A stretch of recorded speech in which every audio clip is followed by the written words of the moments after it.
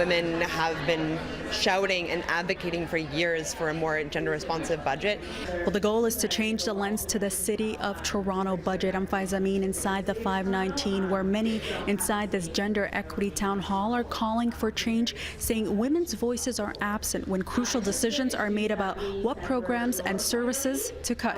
Voices are definitely there in the engagement process. Are they reflected in what we're seeing in the budget? No. But today, those voices join forces.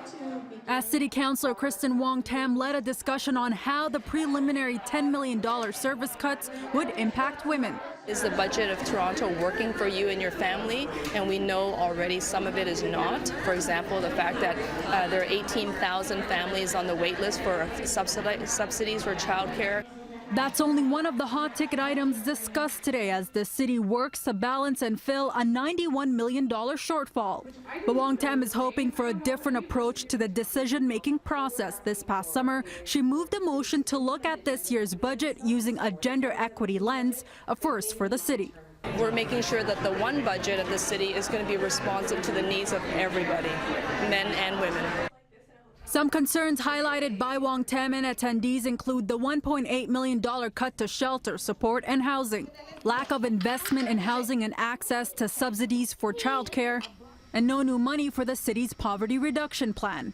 Kind of budget really hurts women. Ask for new investments into the things that really matter and will make a difference in people's lives, including new affordable housing, alleviating the wait list for housing, alleviating the wait list for childcare subsidies. I find it very frustrating, almost disturbing, that access to those services has an impact on the decisions I make for my life. But along with prioritizing, a framework must also be put in place.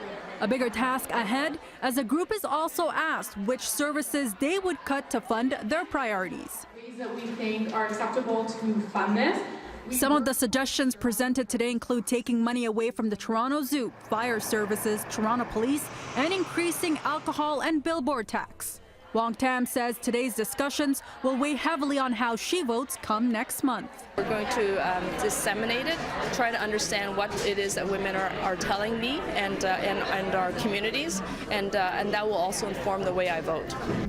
Well, the Mayor's Executive Committee is set to review the budget and make recommendations on February 7th. City Council will then make a final decision on the 15th and 16th.